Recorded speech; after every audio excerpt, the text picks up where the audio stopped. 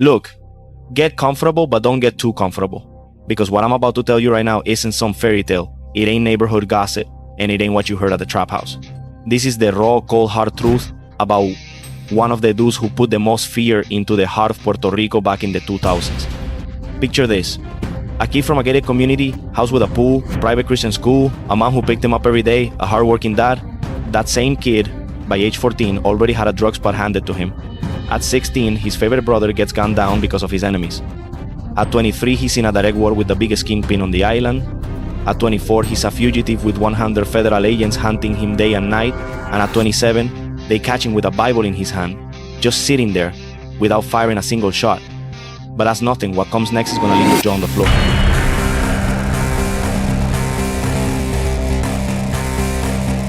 Because this same guy, the one who ran the blocks in Manuel Perez, Nemesio Canales, Covadonga, the one who dressed up as a woman just to sneak into enemy territory, the one whose bricks were famous for that blue aluminum foil, that same man ends up in a federal prison in Georgia and comes face to face with the man who killed his brother. And what does he do? He hugs him. He asks for forgiveness. And he tells him, I forgive you because God forgave me. And today, right now, December 2025, that man is free in Puerto Rico, preaching in the same housing projects where he used to sell death. If you thought you knew everything about Alex Trujillo, brother, you don't know nada. This right here is the full story, unfiltered, uncensored, with all the details. Nobody has dared to tell like this. So grab your phone, turn up the volume, lock the door, because this isn't just another video. This is the story of how the most feared devil in San Juan ended up on his knees asking God and half of Puerto Rico for forgiveness. Hit play and don't stop, because I swear when you're done, you're gonna wanna tell the whole world. The kid nobody saw coming. Look, people always wanna believe that the monsters of the street come from broken homes, with drunk dads, absent moms, and no food in the fridge. But with Alexander Capo Carrillo, better known as Alex Trujillo, it was the total opposite. This guy was born on the 23rd of April 1983 in a high-end gated community. Big house, pool, car in the driveway, his dad on the liquor store, and everyone respected him because Luis Alberto Capo was a serious hardworking stand-up guy. His mom, Carmen Aida Carrillo, was the type to pick you up from school, do homework with you, throw the birthday parties of your dreams, and spoil you rotten. Alex said it himself later on. I had a beautiful childhood. Adventist schools, Baptist schools, parents together, a house with a pool. They did everything they could, so I become a successful man. Basically, on paper, this kid never had to step foot in the streets. But life doesn't work like that. By age 8, 9, 10, Alex was already obsessed with mob movies, gangsters, New York, Scarface, The Godfather. He loved gun magazines. He'd sit for hours watching how the bad guys ran things, dreaming of being just like them, and that's where it started. One day, when he was about 10, his dad had a run-in with a woman, and her brother started threatening the family. He showed up at the house, putting on pressure. Little Alex, seeing his dad scared, made a silent vow. When I grow up, nobody's ever gonna scare my family again. I'm gonna be the one people are afraid of. That stayed with him. At 12, he was hanging out with a cousin who lived in the projects public housing. The cousin would take him on a four-wheeler, introduce him to the bosses, and Alex loved it. They said he was quiet, serious, didn't talk much, and the bijotes kingpins like that. At 14, they gave him a drug spot, just like that, handed to him. He didn't have to grind for it or take it from anyone. The big dogs saw he was serious, didn't talk too much, and followed orders. They told him, here, run this spot in Manuel Perez. And Alex, at 14 years old, was already counting dirty money like a grown man. One time he came home with a stack of cash. His mom opened the door and almost had a heart attack. Alex, where did you get that money? And he acted cool. Chill, mom, it's just a friend's. He gave it to me to hold on to it. His mom believed him, or acted like she did, because deep down she already knew. At 15 he moved out. He thought he owned the world. He moved in with an older woman, fighting everyone, making enemies every day, and that's how the snowball started rolling. Even though his parents took out a $100,000 life insurance policy on him when they saw how serious things were, it was too late. The good kid from the gated community was gone. In his place, Alex Trujillo was born, and all of Puerto Rico was about to learn his name, the death that changed everything. There was Alex, barely 16, thinking he was the king of the world, until he got hit with the hardest blow a man can take, the 18th of May, 2000. Polanski Capo, 21 years old, the older brother, the good one, the one who studied, the one who worked a legal job, the one who told Alex, "Brother, that world is temporary. They're gonna kill you eventually." That same Polanski was found riddled with bullets. Shot in the back, direct revenge against Alex. Imagine the scene. Alex gets to the spot, sees his brother's body on the ground, blood everywhere, and realizes it was all because of him. He told it years later with a broken voice. "When I saw Polanski dead, I looked at the sky and asked God, why him and not me? I was the one in that life. I was the one who deserved that, not him." From that day on, Alex Trujillo stopped being human. Whatever heart he had left went dark. The guilt was eating him alive, but the hate was eating him more. Instead of running away from the streets, he did the opposite. He dove deeper. He started moving like a wounded animal. He didn't care about living or dying anymore. He became truly cold-blooded. He is linked to at least a dozen direct murders, and he even admits he lost count. He controlled the housing projects of Manuela Perez, Nemesio R, Canales, Covadonga, and at least 2 or 3 other spots in Carolina and San Juan. People would say, when Alex shows up, he shows up with lead. After Bebe and Trumpy got killed in Covadonga, Alex didn't back down. He teamed up with Bebe's brother-in-law and took over the whole block. His cocaine was famous because it came wrapped in blue aluminum. So everyone knew, this is Trujillo's, don't touch it. The streets were shaking. The same people who used to look at him like a kid now bowed their heads.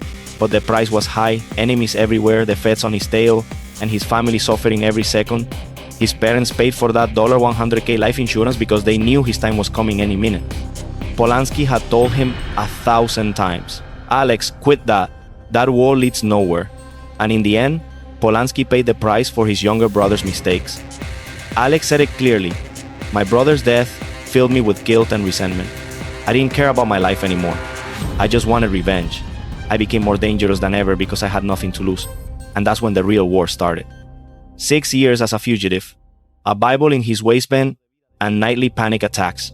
After Polanski died, Alex couldn't sleep peacefully ever again. He went totally underground.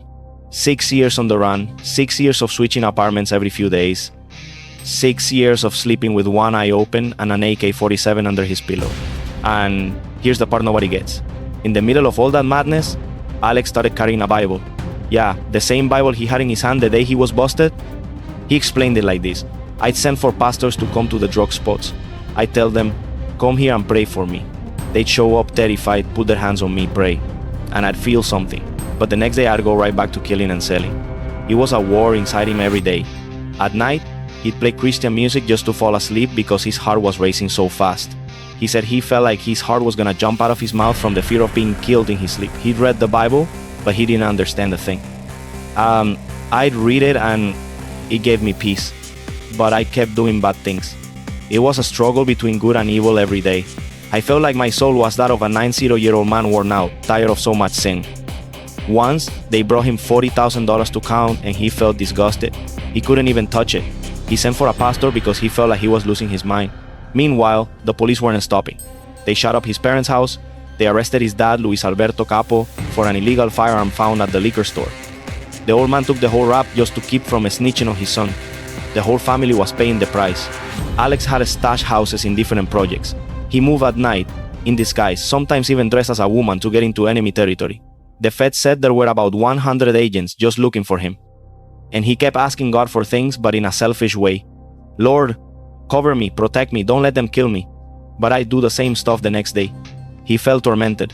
He said he saw demons, heard voices, and couldn't sleep without Christian music, and yet he kept calling the shots. Until one day, in December 2006, it all ended. The day they caught him with an open Bible, the 5th of December 2006, Covadonga Housing Project, Trujillo Alto, tactical police surround the whole building, helicopters, SWAT, K9S, everything. Inside the apartment were several of Alex's gatilleros, hitmen, armed to the teeth. The shootout starts. It lasted for hours. Several of his guys went down. When they finally burst in, they find Alex sitting on the couch, no weapon, calm, with an open Bible in his hand. The agents couldn't believe it. The most wanted man in Puerto Rico, the one who had half of San Juan shaking, surrendering without a fight. They take him to federal court. He pleads guilty in March 2007, 20 federal years for drug trafficking, weapons charges, carrying a gun near a school, plus 35 state years for a murder, served concurrently. Total 20 actual years. And there, in prison, is where what nobody expected started. First, they sent him to a hard federal prison. But from day one, he asked to see a pastor. He tells the guard, I need to talk to someone about God, urgent. He calls Pastor Edgardo Obrey. He starts meeting with him every week. Then one day, in jail, he finds out that Jorge de Castro Font, the famous politician, is locked up nearby. They start praying together every night. Two men that the world saw as monsters, on their knees, asking God for forgiveness. And there, in the middle of that prison, Alex truly accepts Christ. He says he felt a peace he had never felt in his life. The conscience that used to accuse him day and night finally went silent for the first time. And he started writing letters to his former teachers, letters to the kids at Manuel Perez, the same place where it all started. In one of those letters he wrote, I can't take back time or erase the damage I did to that school and that community. But today I can use my time to educate students about the consequences of crime. I was selfish. I never thought about the pain I was causing. That life destroyed lives, souls, families, and communities. Today, with a clear mind, I see the harm I caused, and I only ask for forgiveness. And so, little by little, the most feared devil in Puerto Rico started becoming something else. The encounter that broke the whole prison. Look, listen close, because this part leaves people breathless. Alex was fully converted, praying every night, reading the Bible like crazy, preaching to every new inmate. But God had one last heavy hit waiting. Alex asked for a transfer 4 times because he wanted a rehabilitation program. The first 3 times they said no.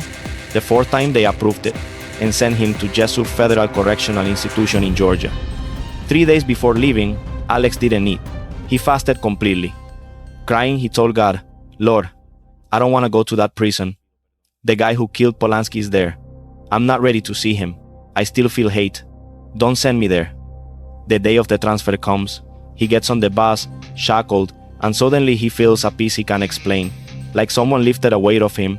He gets to Jesup, enters the compound, and asks for the name of his brother's killer. They tell him which block. Alex takes a deep breath and sends for him. The man enters the visiting area. Alex looks him dead in the eye and stands up. The guy freezes, thinking Alex was gonna pull a shank at any second. But what Alex does is open his arms and give him the biggest hug in the world. The guy starts shaking, and Alex tells him, almost whispering, look, I had a dream where God told me that if anyone is in Christ, he is a new creature.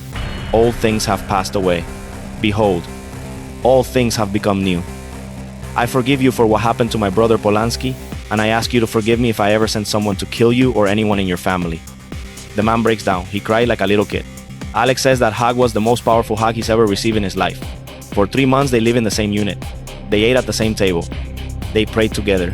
Polanski's killer ended up being the one who defended Alex when other inmates tried to mess with him. One day, a rumor went around that Alex still wanted to kill him. The guards separated them fast, but the forgiveness was already done. The miracle had already happened. Alex tells it and his voice cracks. I couldn't forgive with my own strength. That hate was eating me alive. But when Christ entered my heart, he forgave for me. That day I understood what real love is.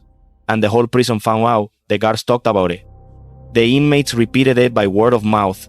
The guy who ran San Juan forgave the guy who killed his brother. Nobody does that, brother. Only Christ does that. The letters that made Puerto Rico cry. From the feds, Alex kept writing. To his teachers, to the kids. He apologized publicly for every kilo he moved, for every life he touched. He finished high school in 2013, graduating behind bars, and he kept preaching to every young hitman that came in. He'd say, I controlled 8 housing projects with a corrupted mind. Today, that same mind is used by God to save lives. The release and the direct message to the streets, after exactly 15 years locked up, in 2021, Federal Judge Gustavo Gelpi reduced his sentence from 240 months to 200 months. Basically, he got almost 3.5 years off for good behavior and rehab. They brought him back to Puerto Rico in February 2021 to finish his state time, and on the 2nd of November 2021, he was released on supervised parole. The rules: work 7 a.m. to 6:30 p.m., church duties only, live with a family member, report every 6 months, and random drug tests. He had 0 complaints in 15 years and finished every program. And the first day he steps out, who's waiting for him with open arms? Héctor Delgado, Héctor el father, now a pastor. The two of them hugged hard. 2 former demons of the street, now 2 servants of God. Alex told the press that day, "In this new chapter, I want to give back to Puerto Rico by preaching the gospel and contributing to society in any way I can." And he hasn't stopped. He preaches in the projects, in churches, on the radio, on YouTube. In a huge interview with Molusco, Alex spoke directly to the street guys. "I want to tell you that I was in your same position. I know what it's like to live being hunted. I know that world of evil. You know that world doesn't lead to anything good. Our path is always prison or death. Everything you have, even if it's a little bit, you're gonna lose it. I often gave my life for my friends, and when I got locked up, most of them turned their backs on me. The only ones who stayed were my dad, my mom, and the pastor. All that blood you spill, all that evil you do, it brings no profit. You think you have control over the projects? That's a lie. If you don't have control over your own life, how are you gonna have control over a neighborhood? It's a temporary fake world, generations before you did the same thing. And they all ended up dead or in jail. If you choose Christ's path, you'll be enjoying your family and living a full life with purpose. And now what? The life of Alex Trujillo? Look, there's no movie here, no filter. Alex Trujillo's alive, he's free, mostly. And he's on the streets preaching in the same spots where he used to sell death. He wakes up at 5 a.m., prays, gets in his old car and hits the blocks. Manuel Pérez, Nemesio Canales. The same places where he used to give orders, now he shows up with a mic and a Bible. He said he could have gone to the States, but God put it in his heart to stay in Puerto Rico to testify to the youth. I see so many young people losing their lives, and they need to know Jesus can get them out of that situation. And he drops a bombshell. I didn't sow love in the people of Puerto Rico, and yet I've received so much love. People hug me. Moms cry when they see me. Kids ask for photos. The Bible says if you sow love, God will multiply it. I didn't sow love, and look how God is giving it back to me tenfold. When they asked him what the first thing he ate was when he got out, a fried fish with tostones. After so many years of prison rice and beans with no meat, that was pure glory, brother. He says, I don't deserve to be here. I deserve death. But God had mercy on me so I could be a warning voice for this generation. And that's how one of the most brutal and beautiful stories in the streets of Puerto Rico ends. The story of Alexander Capo Carrillo, Alex Trujillo, from hell to forgiveness. From having the island shaking to having them crying at his testimony. Today, at 41, he's a different man. If this story moved you, share it with that one friend you know needs to hear it. This was Maleantes de Puerto Rico. Blessings, my people. Keep moving forward.